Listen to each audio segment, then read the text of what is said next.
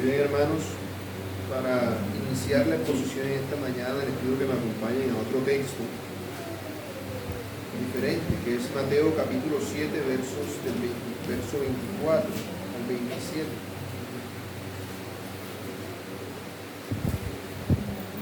Es un pasaje muy conocido, pero de todas formas quiero que lo tengamos presente. Mateo capítulo 7, versos del 24 al 27. Dice así: cualquiera pues que me oye estas palabras y las hace, le compararé a un hombre prudente que edificó su casa sobre la roca. Descendió lluvia y vinieron ríos, soplaron vientos y golpearon contra aquella casa, y no cayó porque estaba fundada sobre la roca. Pero cualquiera que me oye estas palabras y no las hace, le compararé a un hombre insensato que edificó su casa sobre la arena. Descendió lluvia y vinieron ríos, soplaron vientos, y dieron con ímpetu contra aquella casa, y cayó, y fue grande su ruina.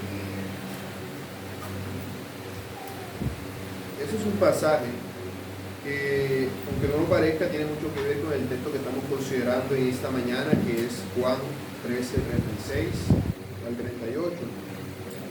Y es porque estos pasajes se nos deja ver la debilidad del corazón humano, del cual todos nosotros somos partícipes.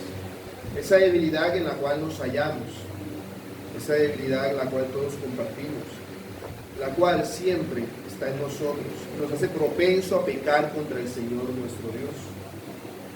Siempre que nos apoyemos en nuestra propia opinión, vamos a terminar errando. Vamos a ser como el hombre de este pasaje. Estaremos construyendo nuestra casa sobre la arena. Mas cuando nosotros confiemos en el Señor y nos sometamos a Él y a lo que Él nos dice, seremos prudentes y sabios como el hombre que construyó la casa sobre la roca. La palabra de Dios nos enseña que todas las cosas que allí están escritas, para nosotros han sido escritas. Y que este pasaje que estamos considerando hoy, en el cual Pedro habla de manera presuntuosa acerca de nunca negar a Cristo, en la cual el Señor le reprende por ello, es un pasaje que tiene mucha aplicación para nosotros.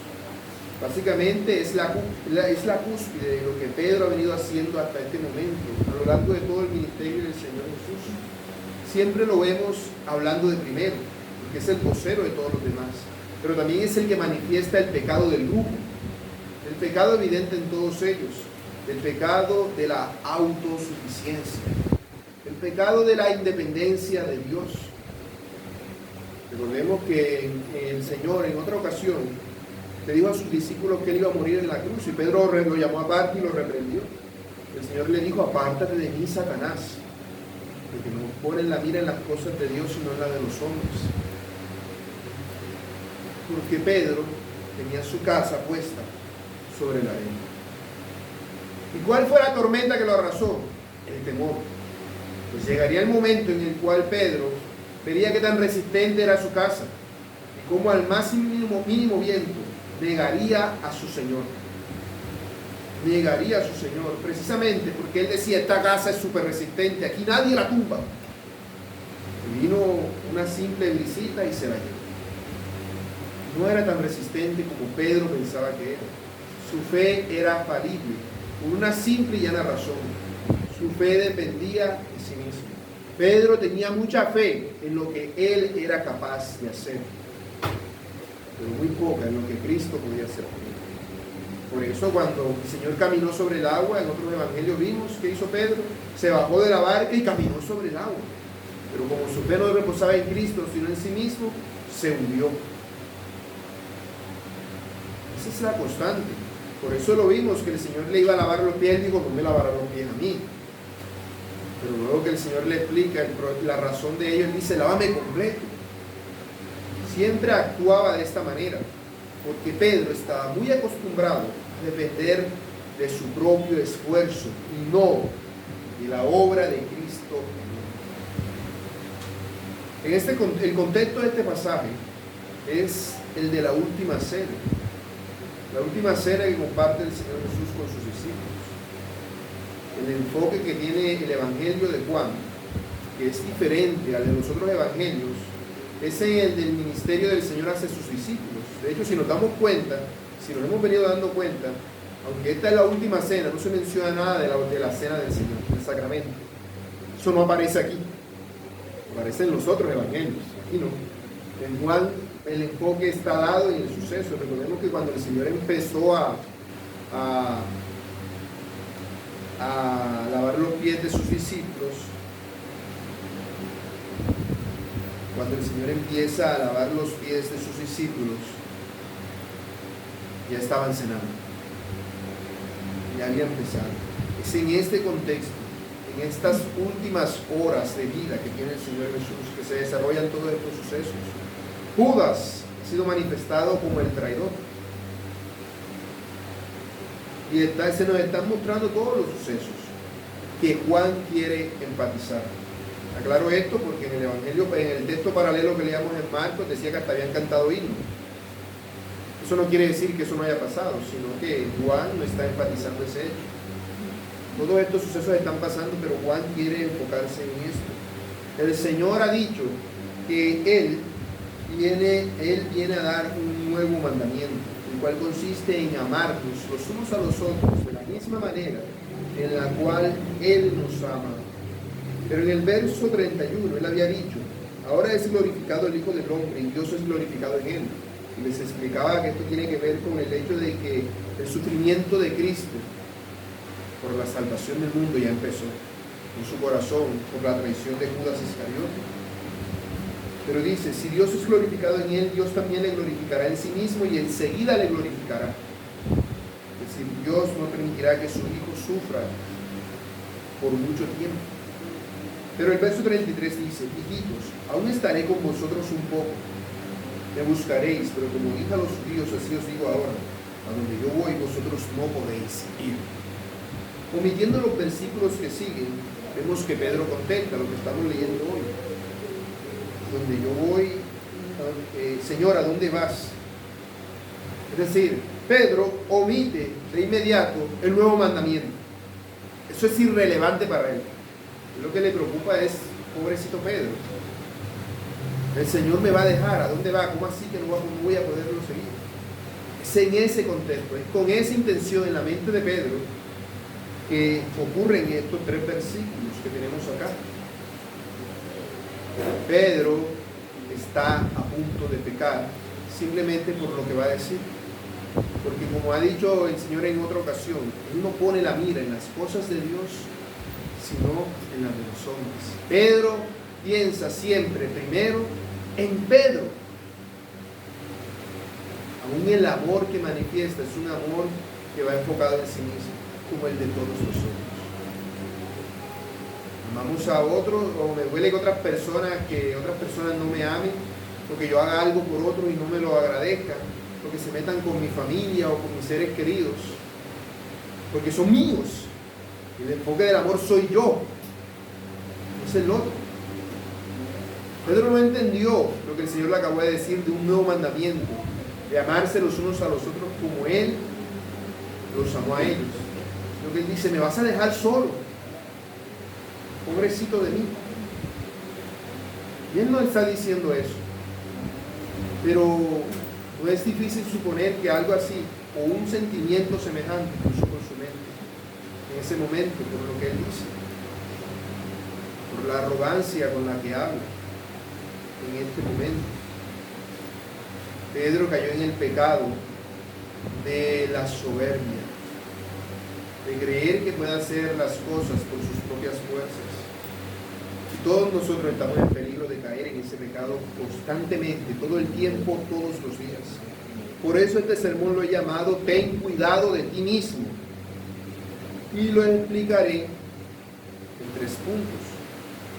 Debes tener cuidado de ti mismo por la incapacidad humana, ese estado natural del ser humano, por el engaño del corazón, que siempre te está diciendo lo que debes hacer, y por el evidente resultado que no quieres ver. Consideremos estos 3 puntos. Primer punto, por la incapacidad humana. Dice el verso 36. Le dijo Simón Pedro: Señor, ¿a dónde vas? Jesús le respondió: a donde yo voy, vosotros no me podéis seguir ahora, mas me seguirás después. Partimos de algo muy simple. Lo que es imperfecto, como nuestra mente, no puede comprender lo perfecto. Y es algo simple, que un niño sabe de inmediato. Papi, yo no sé. Pero un adulto, ¿cómo así? Explícamelo. Coloréamelo, píntamelo, porque no estoy entendiendo. Queremos saberlo todo y entenderlo todo. Pero hay cosas que Dios no ha revelado.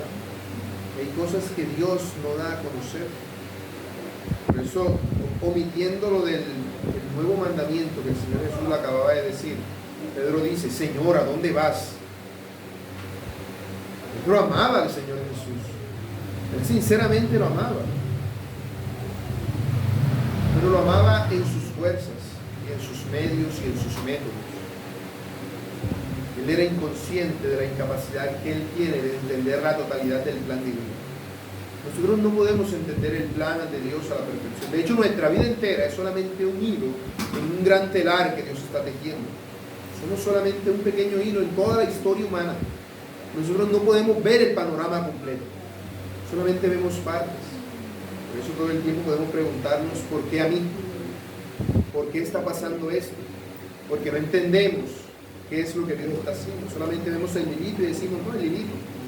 No comprendemos todo el gran telar que Dios está tejiendo. No comprendemos la magnitud de la grandeza del plan de nuestro Señor. Eso es lo que Pedro está haciendo. Él no comprende la magnitud del plan de Dios. Él no sabe. Él no sabe. Esto no está allí para que menospreciemos a Pedro, porque Pedro no sabe estas cosas, pero nosotros sí. Para que en él podamos ver un espejo de nuestras almas. Pedro no hace mucho había dicho, en Mateo 16 había dicho que Jesús es el Cristo, el Hijo del Dios viviente.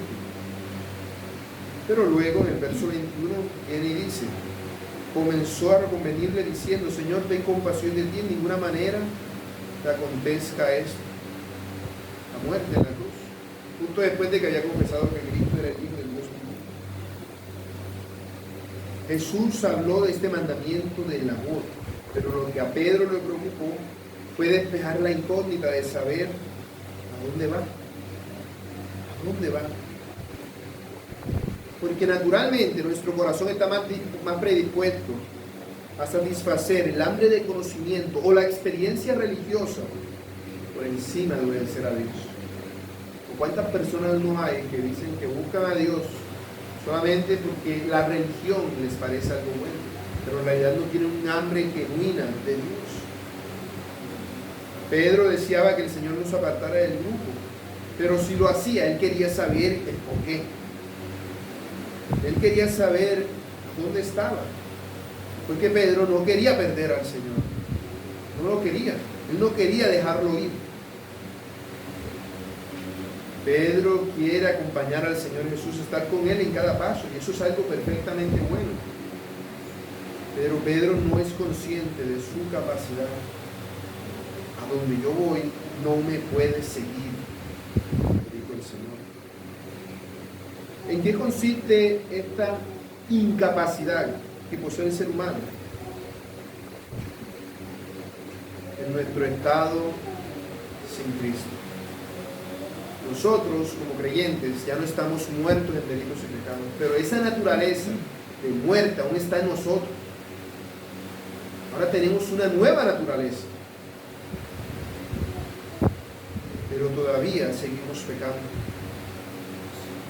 Todavía hay esa predisposición. Es una limitación para el ser humano de agradar a Dios. Pedro en ese momento no estaba preparado para seguir a Jesús en el camino del sufrimiento, de la cruz y de la resurrección.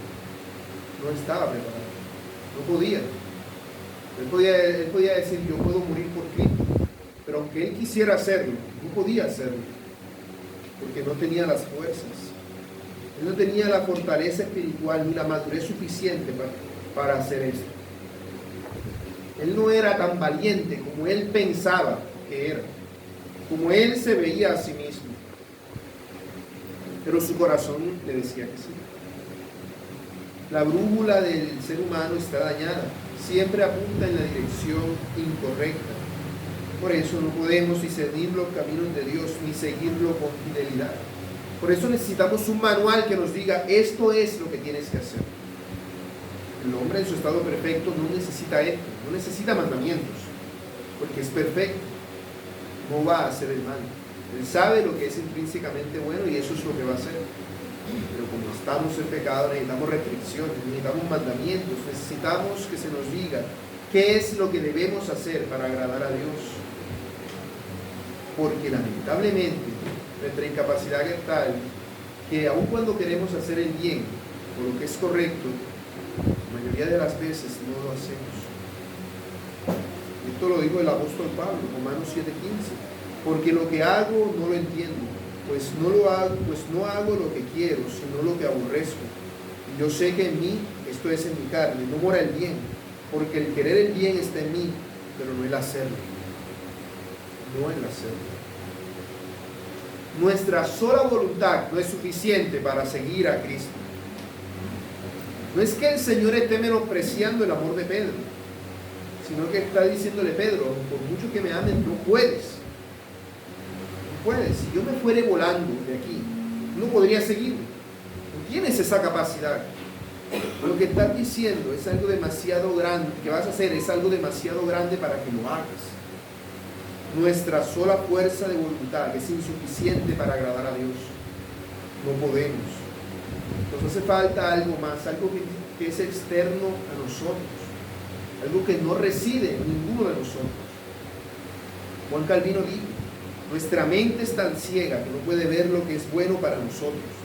Nuestra voluntad está tan corrompida que está completamente inclinada al mal. Jesús le había dicho a los judíos incrédulos, yo me voy y me buscaréis, pero en vuestro pecado moriréis, a donde yo voy vosotros no podéis seguir. Esto lo dijo en Juan 8:21. Pero hay una esperanza para nosotros, y es que aunque eso le dijo a los judíos, eso es lo que él alude,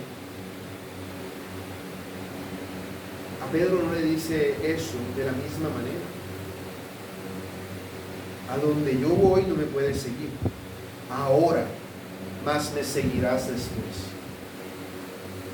Pedro, esa incapacidad que está en ti, pero yo la voy a quitar. Llegará el momento en el cual podrás seguirme. Esa es la esperanza para nosotros, los que hemos creído. No es un rechazo definitivo, sino solamente una limitación temporal.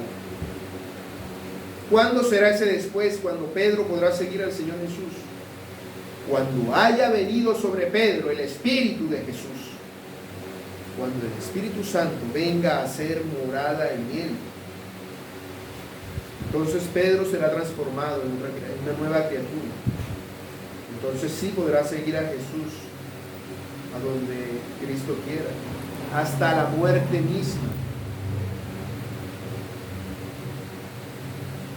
Pedro podrá hacerlo. Gracias damos al Señor de que nosotros, en Cristo Jesús, hemos recibido la fortaleza por medio del Espíritu de Dios para seguir a Cristo. Nosotros hemos sido capacitados por su Espíritu Santo para hacer la voluntad de Dios. Aunque somos incapaces en nuestras propias fuerzas, el Señor nos dio una llave para que abramos la puerta de los cielos y hagamos uso de todos los tesoros que allí están, para que podamos acceder a Él siempre que queramos.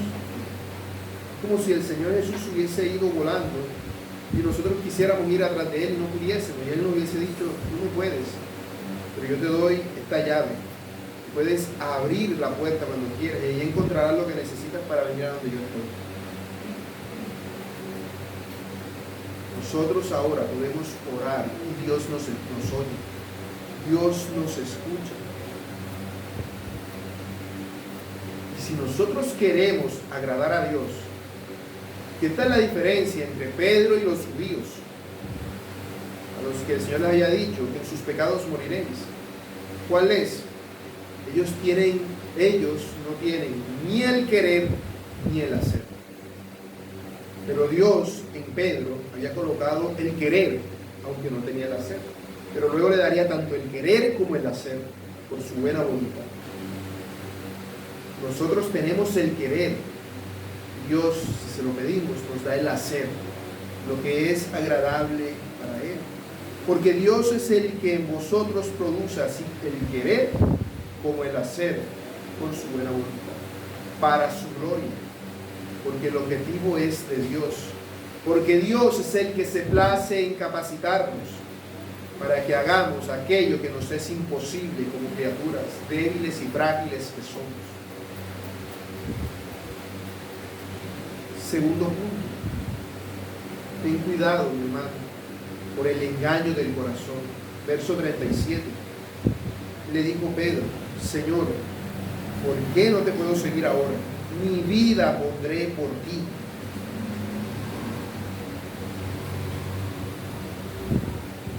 Ante la afirmación del Señor Jesús sobre la incapacidad presente de Pedro, Pedro reacciona con un alarido de autosuficiencia.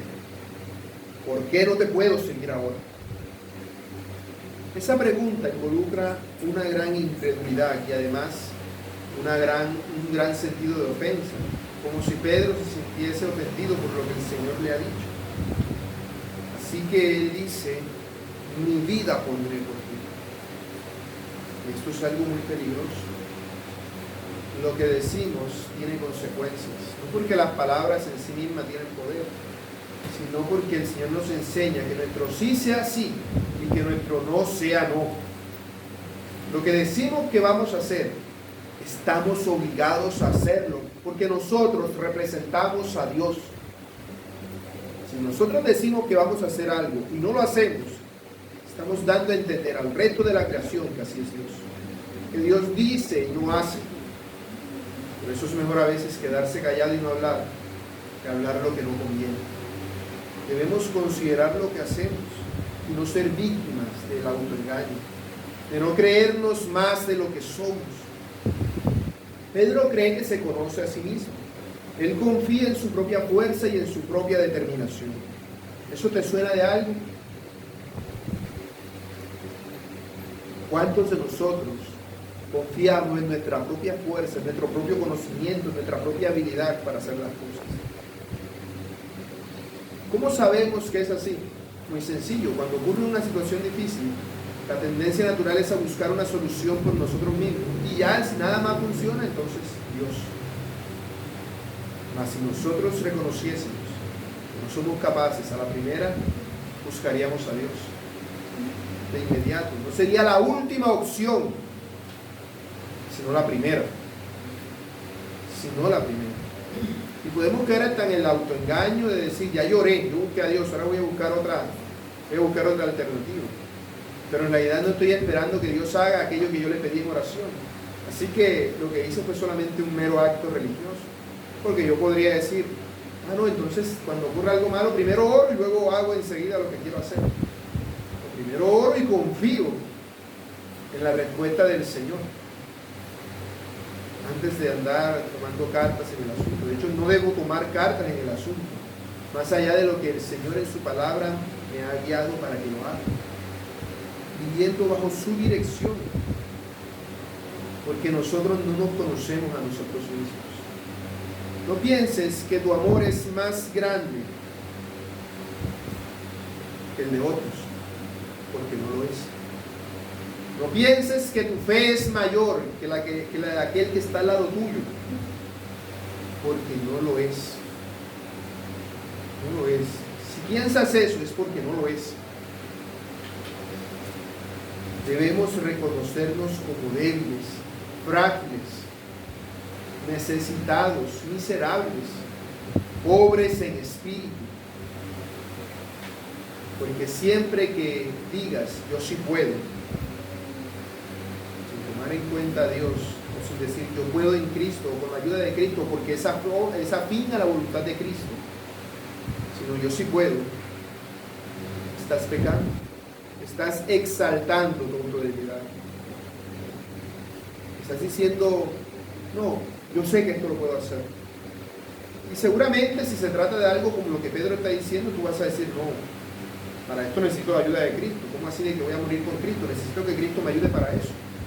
Pero ¿qué hay de las situaciones en nuestra vida diaria en la cual nosotros decimos, bueno, esto es una situación menor, esto lo puedo manejar yo? No necesito molestar a Dios con eso, o a otras personas. Eso es autosuficiencia, es el estado de autoengaño. Porque nosotros no solamente pecamos en lo grande, sino en lo pequeño. Por querer hacer las cosas que decimos, no, esto es demasiado pequeño, no merece que yo ande molestando a Dios con esto. ¿Qué hacemos? Situaciones pequeñas, pecados pequeños. Pero el pecado pequeño no es menos pecado que un pecado grande. Simplemente que es menos visible. Pero allí va amontonándose y amontonándose. Cuando lo vienes a ver, es peor que un pecado grande. Es menos un vaso de agua que un vaso con una pluma goteando. El vaso de agua ya no va a subir de aquí, pero la gotica va a hacer que el vaso se derrame y se desparrame por todas partes. Eso es peor. Debemos tener cuidado con nuestro sentido de autosuficiencia. Spurgeon decía, la autoconfianza es el vivero de la hipocresía. Es el almacén del cual sale toda tu hipocresía. De allí es que sale.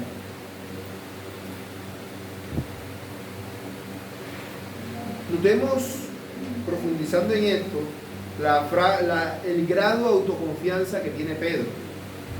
Veamos en el texto paralelo a este, Mateo 26:33, que dice, respondiendo Pedro le dijo, aunque todos se escandalicen de ti, yo nunca me escandalizaré.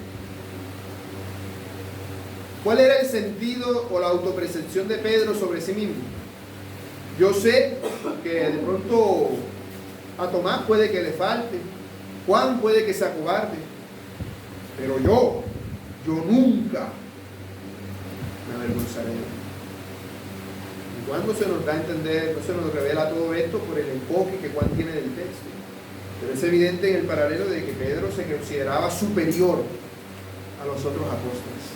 Él decía, los otros puede que pequen, puede que te nieguen, pero yo no.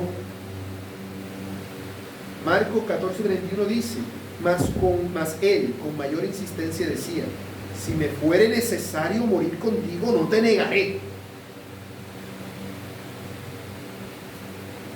No solamente se creía más que los otros, sino que además se sentía más determinado, hasta la misma muerte que seguía. Y así dicen los hombres cuando van a enamorar a las mujeres. Y luego eso se les pasa. ¿Cuánto más es esto algo grave con el Señor? Cuando ese amor, nosotros decimos, es algo tan grande, y en realidad que es tan poca cosa, no tiene fuerza. En Lucas, capítulo 22, verso 33, él dijo, Señor, dispuesto estoy a ir contigo no solo a la cárcel, sino también a la muerte. Es decir, si te llevan preso, me llevan preso. Si te matan, a mí me matan. Desde el punto de vista de Pedro, él jamás de los jamases estaba 100% seguro de que no iba a negar a Cristo. ¿Y sabes qué es lo peor de esto? Que como Pedro era el líder de todos, es la influencia directa de todos los demás discípulos, ¿qué podrías esperar del resto? Pedro solamente era el vocero del resto. De hecho, el contexto de todo el pasaje, ¿cuál es? Ellos estaban discutiendo acerca de quién era el mayor. Por eso es que el Señor se puso a lavarle los pies y les habló acerca del nuevo mandamiento. Porque ellos decían, yo voy a ser el mayor, el más importante. Y si Pedro pensaba esto, ¿qué podían pensar los otros? Lo mismo. Eso es claro en Marcos 14:31. También todos los otros discípulos decían lo mismo. Era solamente Pedro el que estaba diciendo que iba a morir por Cristo. Todos decían lo mismo. Porque es que yo soy el mayor. Yo soy el que se merece la mayor hectárea cuando tú seas rey. el departamento más grande para que sea el gobernador. Ese sentido de autosuficiencia nace de su propio orgullo. Pero todos ellos terminarían abandonando a Cristo. Aquí vemos el engaño en el corazón de nosotros, el engaño de la autosuficiencia. Naturalmente, como nuestro mayor amor somos nosotros mismos, nos creemos más de lo que somos. Y decimos, no, yo puede que tenga la mano lastimada, pero voy a cocinar, voy a hacer esto y aquello. Yo puedo, ¿cómo no? Puede que esté muriéndome, pero yo voy a hacer esto. Puede que no pueda ni siquiera levantarme, pero si estoy más o menos bien, yo puedo, para luego estar apurado. No, yo tengo esta cantidad de dinero y yo sé que puedo hacer este negocio. Luego el negocio no sale como resulta. ¿En qué acaba todo? En tragedia. El engaño del corazón es a decirnos, tú sí puedes. Saca al campeón que está dentro, que soy yo, dice el corazón. Y nosotros le decimos, sí, yo sí puedo. Y hasta le ponemos citas bíblicas. En Cristo que me fortalece. Aunque en realidad no es que Cristo me fortalezca, es que nosotros mismos nos autoengañamos. Ese es el engaño de la naturaleza humana. Es el corazón susurrando que lo que no debes hacer. Es la brújula diciéndote, allá está el hueco, métete para allá. Dale derechito. El corazón nos lleva a sobreestimar nuestras capacidades y a subestimar nuestra debilidad. Ese es el engaño. De eso se trata. Que tú te creas tan fuerte que no te preocupes por nada. Claro, imagínate un soldado que va a la guerra y se cree Superman, a prueba de balas. Dice, ahí me pueden reventar una metralleta, no me hace nada. Al primer tirito ya se murió. Así hacemos nosotros muchas veces. Nos creemos que somos invencibles y que el pecado no va a poder con nosotros. Y hasta nos escandalizamos por el pecado ajeno. Eso da un sentido de superioridad en nosotros. ¿Cómo es posible que ese hombre haya hecho eso? ¿Cómo así que cayó en adulterio? ¿O cómo así que violó? Imagínate. Es algo que nos escandaliza. Pero mis hermanos, si nosotros no nos cuidamos, podemos terminar inclusive peor que cualquier persona que tú imagines. Puedes terminar peor si no tienes cuidado de ti mismo, si te dejas llevar por el engaño de tu corazón.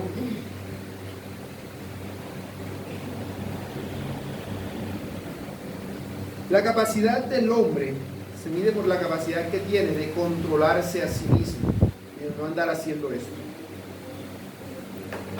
En nuestra templanza está nuestra fortaleza para sujetarnos a nosotros mismos y decir, cállate, no digan nada, eso no conviene. Era lo que Pedro tenía que haber hecho. El primer problema está en la autosuficiencia, es lo que hemos estado viendo. El sentido de creerse suficiente por sí mismo. Al punto de decir, aunque otros te nieguen, yo nunca lo haré. Además en la firmeza, es lo que Pedro está haciendo. Aunque me cueste la vida, no voy a negarte. Sobre todo en la determinación. Mi vida daré por ti. Ese autoconvencimiento es claro en el lenguaje que Pedro usa en todos los evangelios. Es una forma de expresarse que denota una total y completa incredulidad. Pedro no estaba convencido de lo que Jesús le había dicho.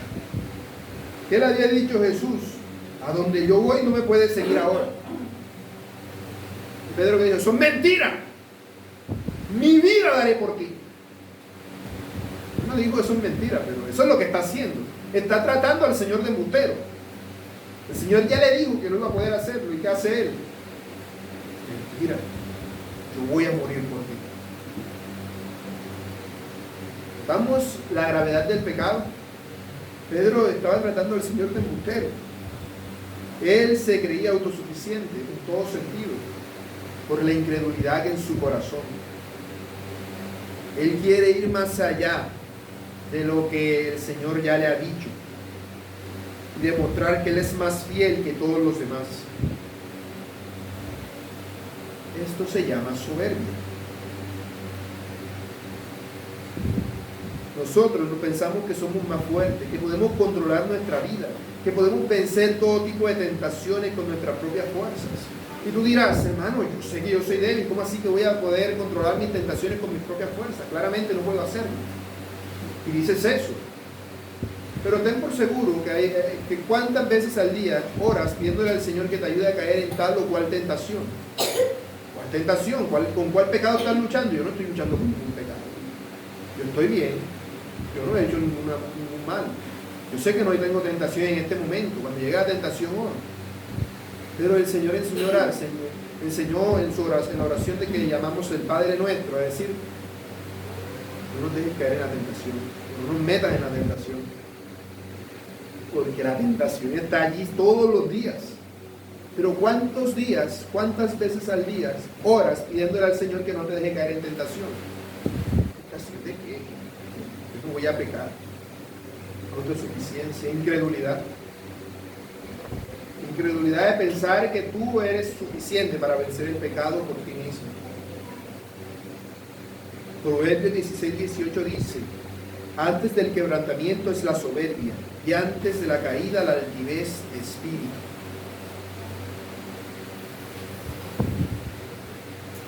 Ahí está. Siempre que descuidamos nuestros deberes espirituales, ten por seguro que vas a terminar pecando. ¿Cuál tentación? Yo no caigo en tentación. Todos los días caes en tentación. Que normalmente cuando pensamos en la tentación pensamos en el deseo de matar a alguien o de cometer algún acto inmoral sexual. Esa es la tentación y ya, lo demás no es tentación. Pero si nosotros pecamos a diario, es porque a diario estamos cayendo en la tentación. Y nos falta eso. Muchas veces en nuestras oraciones de continuo: Señor, no me dejes caer en la tentación. En la tentación de mirar lo que no debo, de tocar lo que no debo, de desear lo que no debo. Y si sabemos específicamente qué es, porque deberíamos saber qué es, Señor, de hablar lo que no debo, de pensar de mí lo que no debo. O específicamente, Señor, no me dejes caer en la tentación de no preocuparme por el prójimo. Señor, no me dejes caer en la tentación de codiciar lo que el otro tiene. Pero no, nuestras oraciones tienen más que ver con otras cosas, no con eso. La tentación y este engaño se manifiesta de muchas maneras. Por ejemplo, en el servicio a Dios. Pensamos que podemos servir a Dios con nuestros talentos y habilidades, como si no fuera Dios el que nos da la capacidad de hacer todas estas cosas. Ustedes sí han escuchado eso de la gente que carismática que viene y dice, no, ¿y para qué preparan sermón? Tú abres la Biblia y lees y lo explica. Ese es el Espíritu me da lo que voy a decir, el Espíritu o tu autoconvencimiento. No, yo no necesito estudiar para esto. Nosotros debemos entender que toda nuestra capacidad proviene de Dios. Y si Dios nos dio la capacidad, Dios es aquel que fortalece esa capacidad.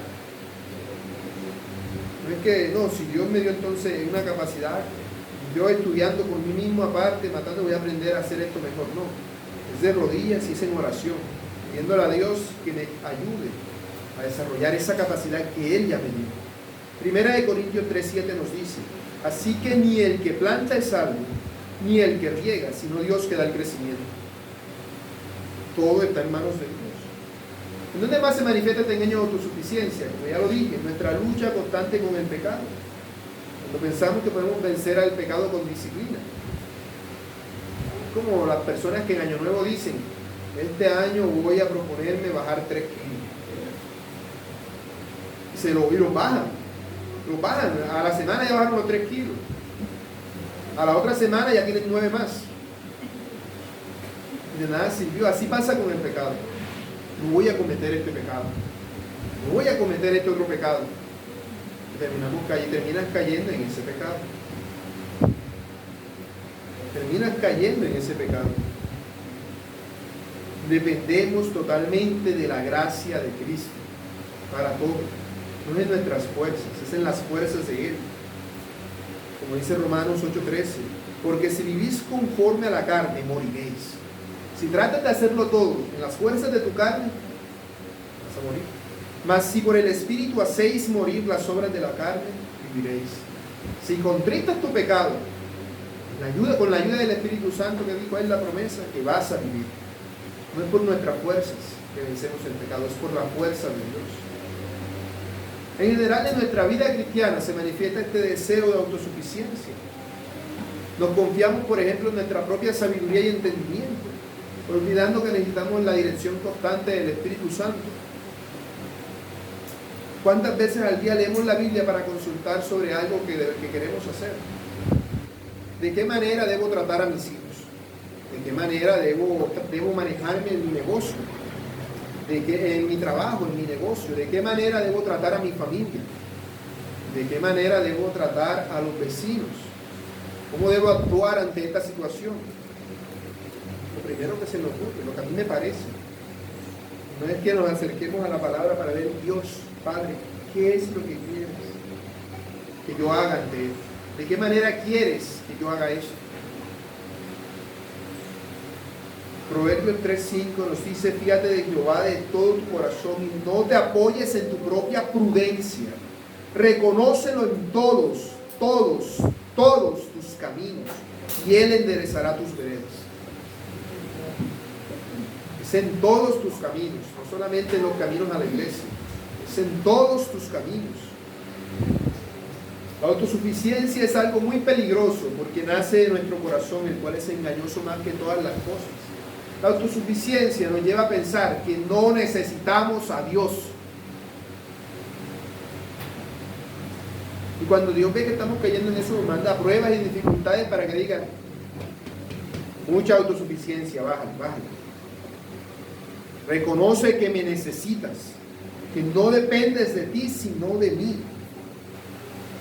Tu autosuficiencia te impide ver cuán débil y frágil eres.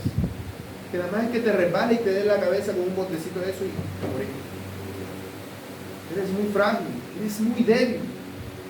Necesitamos del Señor para todos. Toda seguridad que tú tengas en tus fuerzas es pecaminosa, es carnal, es engañosa. Como dijo Jonathan Edwards, la seguridad carnal es una cosa muy engañosa. Y las personas están muy dispuestas a confiar en sí mismas y en su propia fuerza. Por más insignificante que una persona se crea, siempre confía en sí misma. No, que tiene un muy bajo concepto de sí mismo y por eso se mató porque pensaba que eso era lo mejor para él y en su fuerza esa fue la mejor solución que se le ocurrió. Siempre, todo ser humano tiene la predisposición natural a confiar en sí mismo, en Dios. Por eso debemos tener cuidado. Tercer punto, por el evidente resultado. Verso 38. Jesús le respondió, tu vida pondrás por mí. De cierto te digo, no cantará el gallo sin que me hayas negado 3 veces. El Señor responde a la afirmación de Pedro de ser el perfecto seguidor de Cristo que nunca lo va a negar, con un llamado de alerta que es contundente y que es doloroso para Pedro. Esto no es una condena, lo que el Señor le está diciendo a Pedro, es una advertencia amorosa, porque el Señor conoce el corazón de Pedro mejor que Pedro mismo.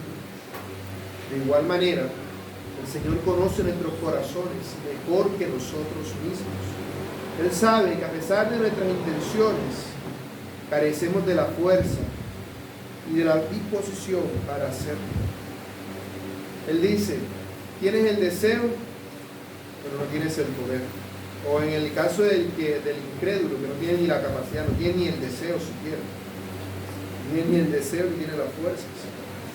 Pero con Pedro, ¿qué dice él?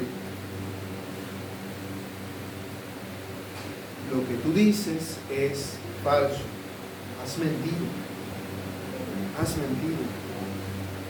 Por el mero hecho de estar diciendo eso, ya, aunque el Señor Jesús no le estuviera diciendo el futuro, ya es evidente el resultado. Primera de Corintios 10:12 dice: así que el que piensa estar firme, mire que no caiga.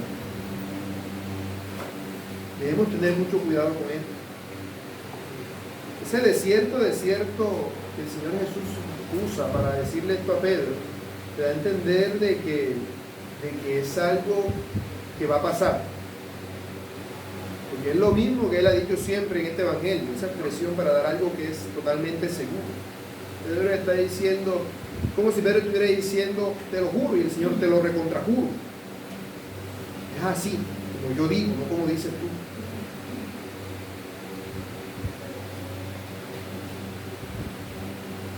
Vas a negarme, Pedro. Y lo que debemos notar en esto, además de lo que está pasando, es que el Señor le dice eso a Pedro de manera pública. Porque por los otros evangelios sabemos que esto está pasando en un contexto en el cual todos están oyendo, los discípulos. Pero como les dije, todos también estaban diciendo lo mismo. El Señor los cayó diciéndole esto a Pedro. Así que públicamente el Señor le dijo a Pedro que lo iba a negar 3 veces. 3 veces. No hay que ser profeta para eso. Es el evidente resultado. No te engañes pensando que puedes hacer las cosas en tus fuerzas porque no vas a poder. Es como el típico caso carismático, yo espero que nunca se dé en nuestra congregación, de la muchacha cristiana que tiene el novio no cristiano y lo trae a la iglesia y dice, yo sé que se va a convertir, y se queda con él y se casan y todo, y se convierte ella en él, no al revés, porque confía en sus propias fuerzas, sino en las fuerzas del Señor.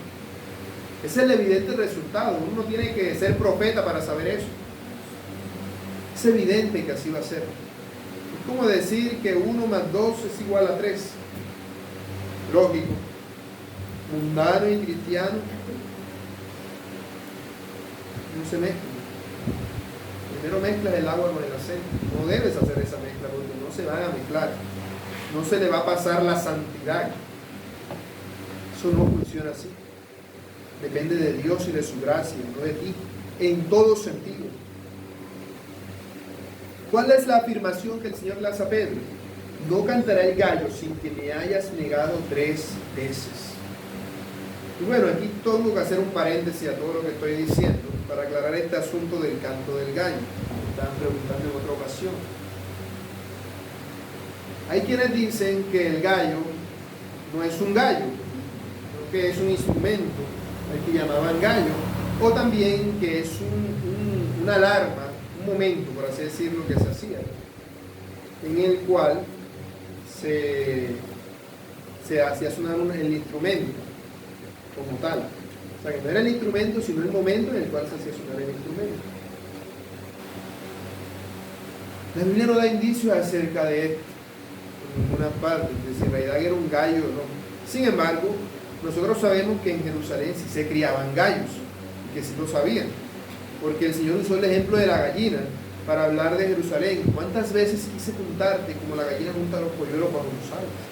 Es decir, que si habían gallinas, lógicamente habían gallos. Entonces eran criados en Jerusalén, porque el Señor le dijo esto a Jerusalén.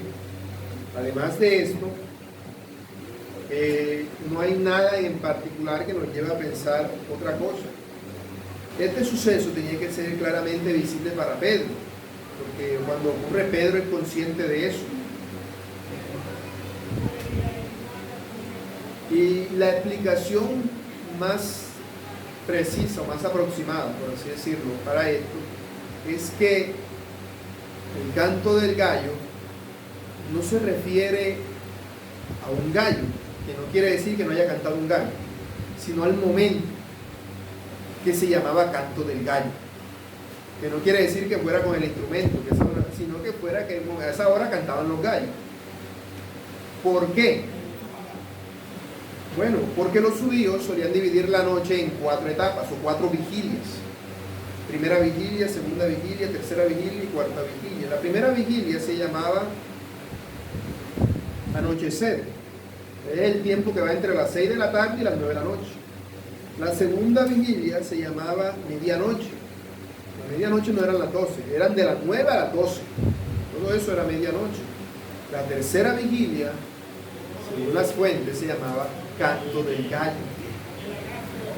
Puede ser que a esa hora los romanos, que eran los que proponían este sistema horario, tocaban un instrumento que se llamaba gallo, pero lo más probable es que simplemente en ese lapso de 3 horas era cuando los gallos aprovechaban para cantar.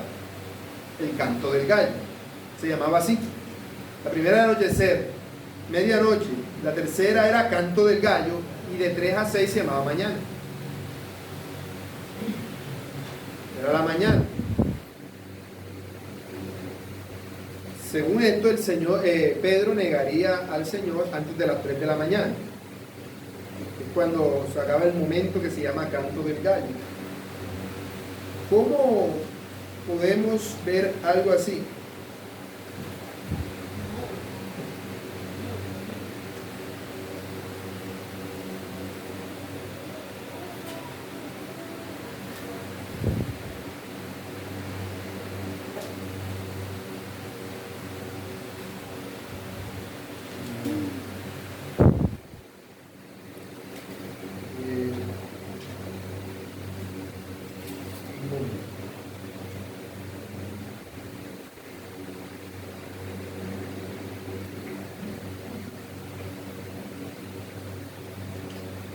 Mateo 26, 41.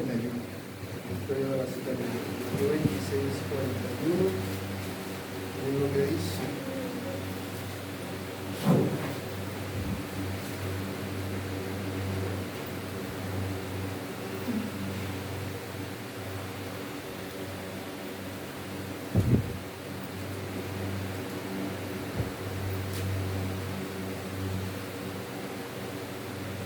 Bueno, esa no es.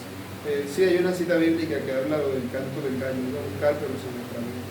Entonces, prosigo, después se las comunico. En todo este pasaje, la advertencia es muy clara para nosotros. Debemos ser vigilantes. Debemos ser vigilantes con nuestro sentido de autocomplacencia y tener mucho cuidado de nosotros mismos, de no creernos más de lo que somos y de descansar en las fuerzas del Señor, porque esto no son más que manifestaciones de orgullo, son manifestaciones de orgullo en las cuales nosotros podemos caer. Siempre seremos capaces de ser tan malos como podamos llegar a ser, simplemente que el Señor lo limita. Así que ten mucho cuidado, hermano, porque en cualquier momento puedes llegar a caer en pecado. Puedes llegar a caer en pecado mortal. Cuando digo pecado mortal no me refiero a lo que los católicos llaman pecados imperdonables o mortales, sino a un pecado escandaloso, un pecado muy grave, o un pecado que no se te borre de tu memoria nunca, como matar a alguien. Dicen, yo jamás haría tal cosa. Y aún los incrédulos dicen eso. Pero así como ellos lo hacen, si uno no se cuida, uno se mantiene firme en medio de la tentación, podemos llegar a caer en esto. Esta es la presunción de Pedro. Esta es la presunción de Pedro, de pensar que él por sí mismo podía hacer lo que para él era imposible. Y era por completo errado. No era en sus fuerzas, es en la fuerza de Cristo. Es en la fuerza de Cristo Jesús.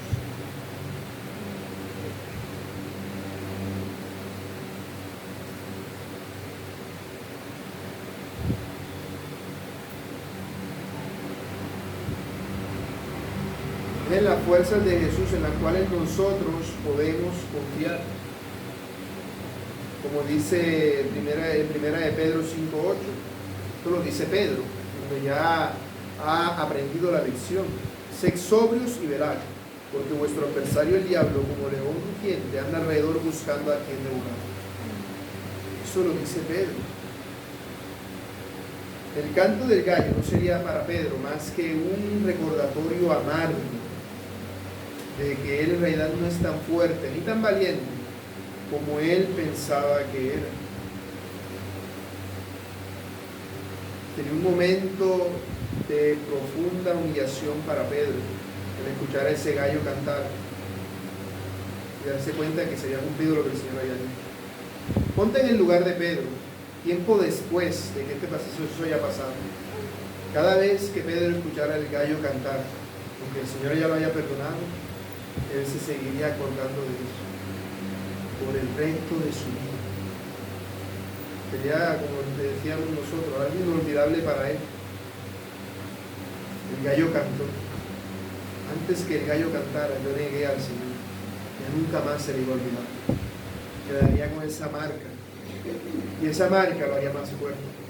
Lo llevaría a estar mucho más convencido de que él necesita la gracia de Dios para sobrellevar toda adversidad y toda circunstancia.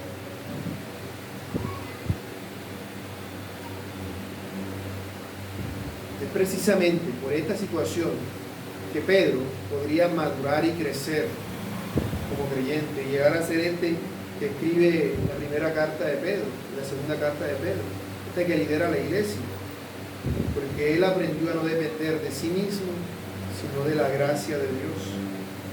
Fue eso lo que lo llevó a ser el apóstol valiente que llegó a ser. Fue lo que lo llevó a ser, lo que lo hizo que pasara de ser un fracasado a un éxito en Cristo, a un creyente maduro y firme en la gracia de Dios. Aplicaciones. Mis hermanos, estas verdades que se presentan en este texto deben llamarnos mucho la atención a nosotros. Deben encender una alarma en nuestra mente y decirnos qué está pasando. ¿Estás teniendo cuidado de ti mismo como deberías estarlo teniendo? Ten cuidado. No descuides tu cuidado personal, no lo descuides. Eso se nota, aún en el hecho hasta en lo que comemos. Nos cuidamos al comer, nos cuidamos al beber, no nos cuidamos al hacer esto o aquello. Y debemos cuidarnos, pero nuestra mayor preocupación debe ser el pecado. Debemos cuidarnos del pecado, porque son las zorras pequeñas las que matan el viñedo. Son estas las que más daños hacen, no los grandes, sino los pequeños, las pequeñas cosas. Reconoce tu propia incapacidad y tu limitación para hacer las cosas. No depende de tu propia fuerza, depende de las fuerzas de Dios. El texto de 2 de Corintios, te lo recuerdo, que 2 de Corintios 3:5, que seamos competentes, no es que seamos competentes por nosotros mismos para pensar algo como de nosotros mismos, sino que nuestra competencia proviene de Dios. Desconfía de ti mismo. Desconfía de lo que quieres y de lo que piensas. No digas, es así como yo digo. Desconfía de ti mismo. Desconfía de ti mismo porque lo que tú mismo piensas viene de tu corazón. Confía en Cristo. Mira a ver si lo que tú estás pensando es acorde a lo que Él quiere o no. No confíes en tu propia prudencia. Confía en el Señor.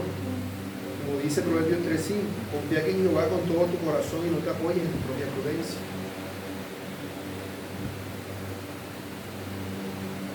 ¿Cuál es el resultado del pecado?